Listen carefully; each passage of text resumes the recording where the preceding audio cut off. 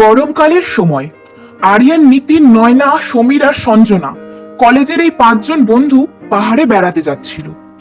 আরিয়ানের নিজস্ব গাড়ি ছিল, তাই তারা আর বাসে ট্রাভেল করে না, তারা গাড়ি করে যাওয়ারই সিদ্ধান্ত নেয়। ড্রাইভ করতে করতে 5-6 ঘন্টা সময় চলেই যায়। ওরা আগের থেকেই হোটেলের রিজার্ভেশন করে রেখেছিল। হোটেল পৌঁছাতে এখনো 15 থেকে 20 মিনিট সময় বাকি ছিল, কিন্তু ওরা হোটেলে পৌঁছানোর আগেই ওদের গাড়ি হঠাৎ রাস্তায় খারাপ হয়ে যায়।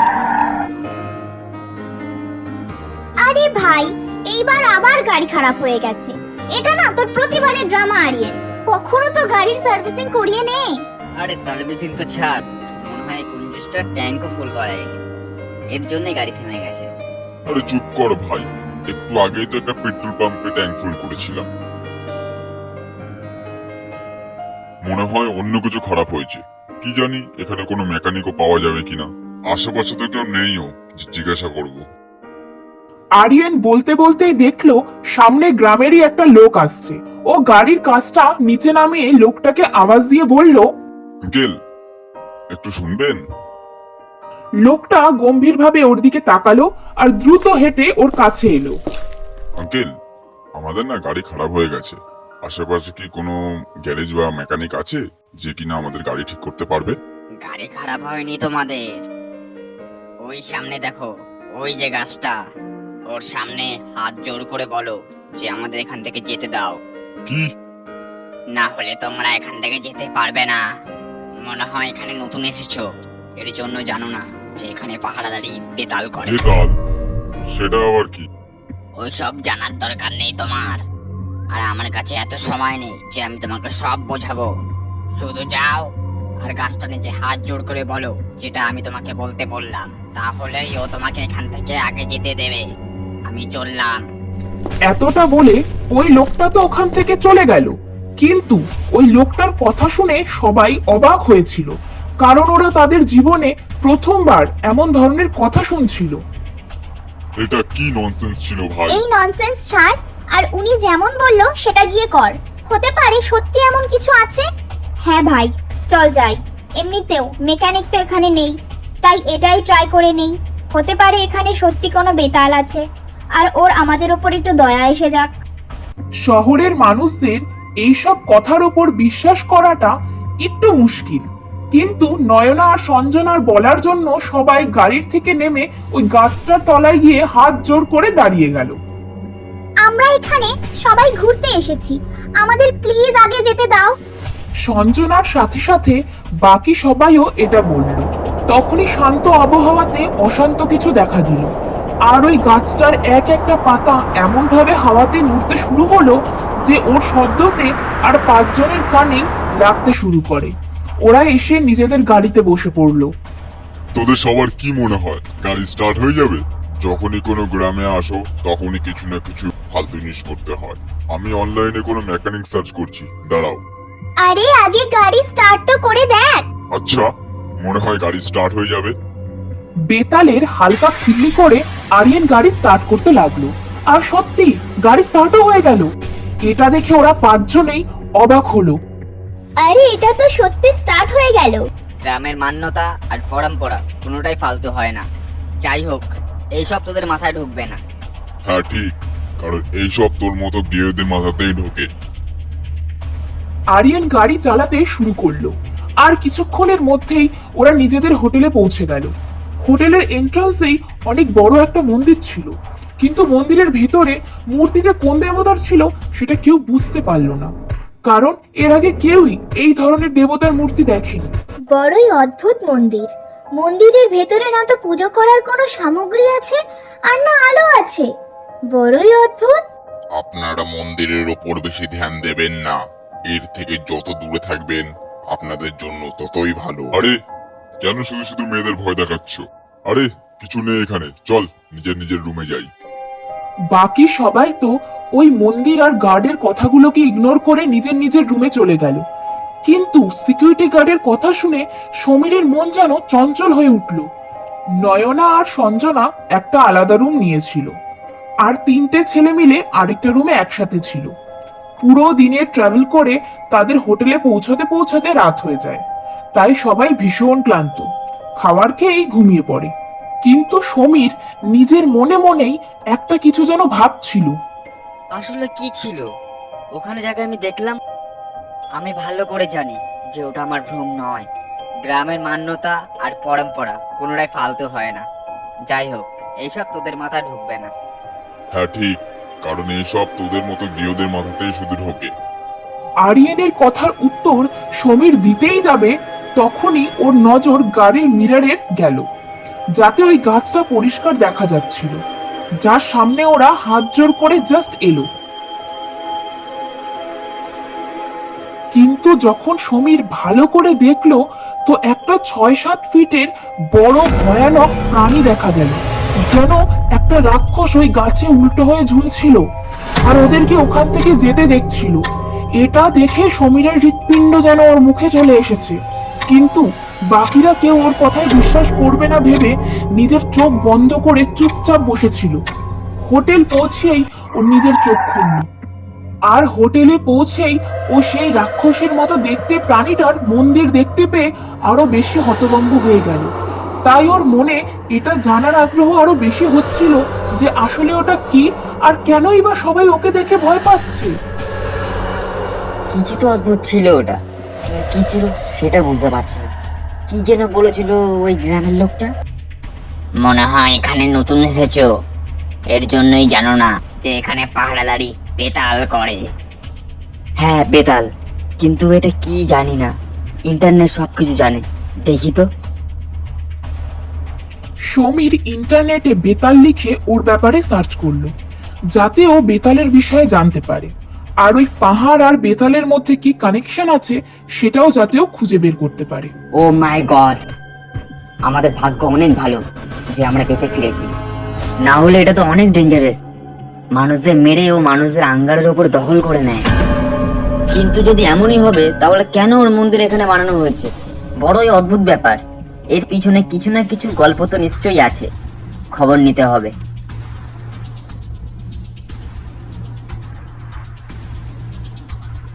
সমীরের মনের চঞ্চলতা এত বেড়ে গেছিল যে ও নিচে মাঝরাতে হেঁটে চলে যায়। সেখানে গার্ড ওকে বাধা দিয়ে বলল, ও ভাই, কোথায় যাচ্ছ? কোন মন্তব্য আছে নাকি? জানোই তো এটা একটা টুরিস্ট স্পট, রাতের বেলায় কেমন কোন মানুষ এখানে ঘুরে বেড়ায়। যাও, নিজের রুমে চলে যাও। আমি কোথাও যাচ্ছিলাম না, বরং আমি আপনার সাথে দেখা করতে আসছিলাম এখানে। আমার সাথে? আবার এত রাতে? এত রাতে আমার সাথে? এমন কি কাজ তোমার? তুমি ওই বেতালের ব্যাপারে কিছু জানো না কি গো? আমি এখন ইন্টারনেটে সার্চ করলাম, তো দেখলাম এটা খুবই ডেঞ্জারাস জিনিস। তাহলে এখানে ওর মন্দির কেন বানানো হয়েছে? আর ওই গাছটা যার উপরে বেতাল থাকে, এই সবের পিছনে কি কাহিনী আছে? কাহানি না, সত্যি। আর তোমাকে বললাম তো, তুমি এর থেকে দূরে থাকো। একবারে বোঝো না? যদি একবারও তোমার পিছন নিয়ে নেয় না, তো প্রাণ নিয়েই পিছন ছাড়বে। এখানে দেবতার থেকে অভিশাপ পেয়েছে বেতাল। যদি কোনো গ্রামবাসীরও ক্ষতি করে তাহলে ওকে নষ্ট করে দেবে। তাই এখানকার মানুষদের কোনো ক্ষতি করে না, বরং রক্ষা করে। বেতাল শুধু গ্রামবাসীদের রক্ষা করে, আর সেই কারণে এখানে ওর মন্দির বানানো হয়েছে। কিন্তু তুমি এখানকার নও, তোমারও রক্ষক নয়, ভক্ষক হয়ে যাবে। দূরে থাকো এর থেকে। আচ্ছা ঠিক আছে, আমি তো শুধু তোমার থেকে এর গল্পটা জিজ্ঞাসা করেছিলাম। কেন ফালতু ফালতু ভয় পাচ্ছ আর আমাকেও ভয় দেখাচ্ছ? কাহিনী জেনে নিয়েছো তো, এবার যাও, আর সকাল হওয়া পর্যন্ত এখানে আর আসবে না। গার্ডের বারবার বলাতে সমীর নিজের রুমে চলে এলো, কিন্তু বেতালের বিষয়ে জানার পর ওর আরো ঘুম উড়ে যায়। তাই জন্য ও জানলার কাছে গিয়ে দাঁড়ায়। জানালা খুলতেই ওর নজর যেই বাইরে এলো, তো সামনেই বেতালের মন্দিরে ওর চোখ পড়লো। ও দেখলো একটি মেয়ে মাথায় কালো কাপড় জড়িয়ে আসলো।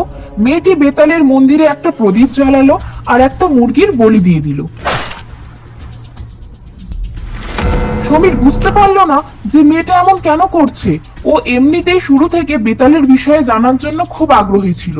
ও তাড়াতাড়ি দৌড়াতে দৌড়াতে নিচে গেল, কিন্তু ততক্ষণে ওই মেয়েটা ওখান থেকে চলে যায়। আর যেই মুরগির বলি সে দিয়েছিল, শুধু তার রক্তই সেখানে পড়েছিল, ওর শরীর আর সেখানে ছিল না। যেন মনে হচ্ছিল কেউ ওটাকে গ্রহণ করে নিয়েছে। এটা দেখে সমীর ভয়ে কেঁপে উঠল।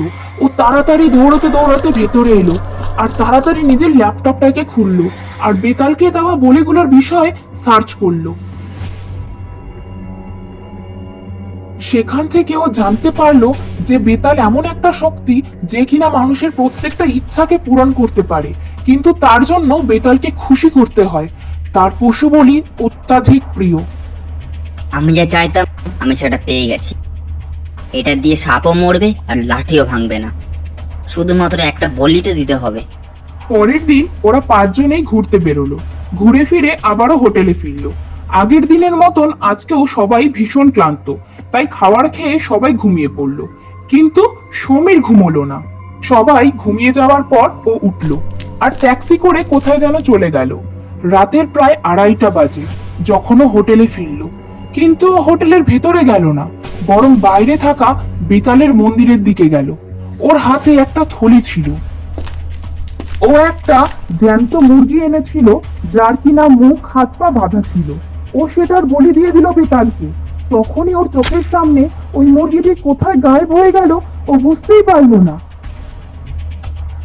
ও এত ভয় পেয়ে গেল যে এরপর ও কি করবে সেটা না ভেবে ও শুধু দৌড়াতে দৌড়াতে হোটেলের রুমে এসে শুয়ে পড়লো। জানি না কেন আমার শরীর এত ভারী লাগছে, বড়ই অদ্ভুত লাগছে। আমি কিছু ভুল করে ফেলিনি তো? আমি যেটা করেছি সেটা ঠিক তো? সমীর বারবার এপাশ ওপাশ করছিল। অনুভব করছিল যে ওর শরীর খুব ভারী। ও হাত মুখ ধোয়ার জন্য ওয়াশরুমে গেল, কিন্তু যখনই ও আয়নাতে দেখলো তো ভয়ের চোটে ওর আওয়াজ ওর গলার মধ্যেই আটকে যায়। ও চিৎকার করতে চাইছিল কিন্তু ও চিৎকার করতে পারছিল না। ওর কাঁধে ওই বেতালে বসেছিল যাকে ও একটু আগে মুরগির বলি দিয়ে এসেছে। বেতালের পুরো মুখ রক্তে মাখানো ছিল। ও সমীরের দিকে তাকিয়ে হাসছিল।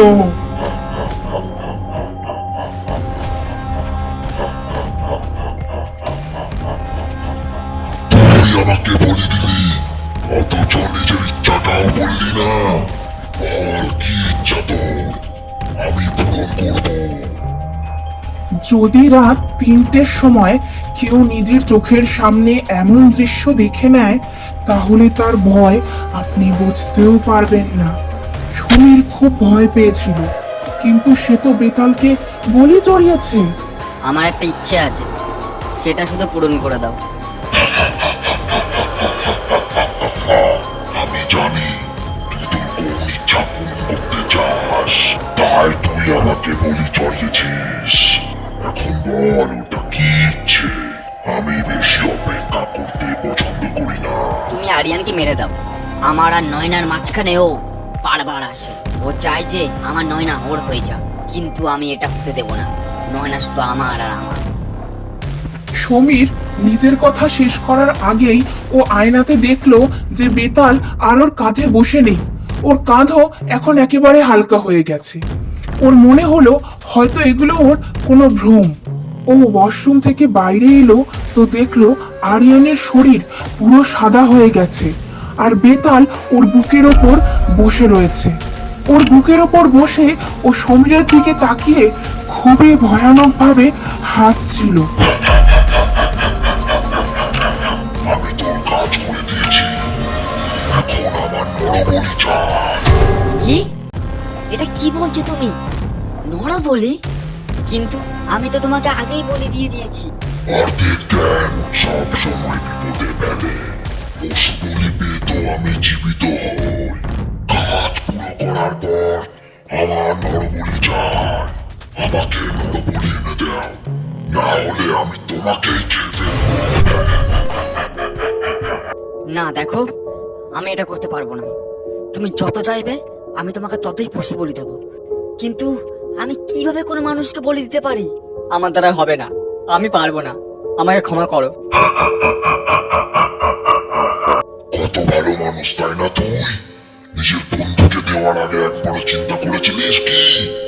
তো এখনো চিন্তা করিস না, কারণ আমার অপেক্ষা করা পছন্দ নয়। যদি কাল রাত পর্যন্ত আমি নরবলি না পাই তাহলে তুই আমার বলি হবি।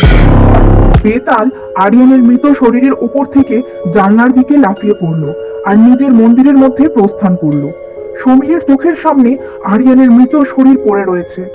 ও ওকে দেখে সমীর বুঝে গেছিল যে ও নিজের হিংসার জোটে একটা অনেক বড় বিপদ ডেকে এনেছে। নিতিন অনেক গভীর ঘুমে ছিল, তাই ওর চোখ খুলেনি। কিন্তু সমীর ভয়ের চোটে ঘুমাতেই পারছিল না, কারণ ওর পাশেই আরিয়ানের মৃত শরীর রাখা রয়েছে। কিন্তু আরিয়ানের মৃত শরীরের চেয়েও ও অন্য কিছু ভেবে বেশি ভয় পাচ্ছিল। নর বলি আমি কিভাবে এনে দেবো ওকে? আমি কাউকে কিভাবে মারতে পারি? প্রথমেই আরিয়ানের মৃত্যু পাপা মার কপালে লেগে গেছে, আর এখন আমি অন্য কাউকে কি করে মারতে পারি? কিন্তু এখন আমি যদি কাউকে না মারি তাহলে ও আমাকে মেরে ফেলবে। পরের দিন সকালে যখন সবার ঘুম ভাঙলো, তো আরিয়ানের মৃত্যুতে সবাই অনেক অবাক হয়ে যায়, কারণ যেইভাবে ও মারা যায় সেটা কোনো সামান্য কিছু ছিল না। ওর পুরো শরীর সাদা হয়ে গেছিল, আর চোখগুলো বাইরের দিকে বেরিয়ে এসেছিল। এটা কিভাবে হতে পারে? এটা কোনো স্বাভাবিক মৃত্যু নয়। কিছু তো অদ্ভুত হয়েছে আরিয়ানের সাথে। না হলে এটা কিভাবে সম্ভব যে কারোর মরার পর তার পুরো শরীর সাদা হয়ে যায় আর চোখ বাইরে বেরিয়ে আসে? বুঝতে তো আমিও পারছি না যে এর সাথে এমন হলো কিভাবে, কারণ এটা বেতালের কাজ। কিন্তু বেতালকে যতক্ষণ কেউ জাগরিত না করে ততক্ষণ বেতাল কর ক্ষতি করে না। এর সাথে কারোর কোনো শত্রুতা ছিল না তো?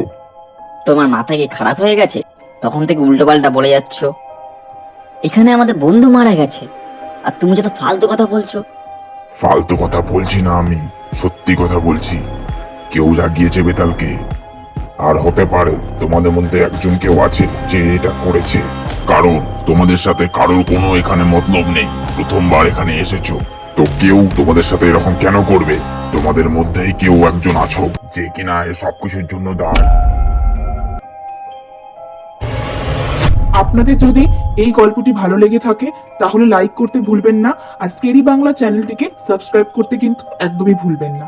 আমরা যা হরর স্টোরি আপনাদেরকে প্রেজেন্ট করি সবই কিন্তু সত্য ঘটনা অবলম্বনে।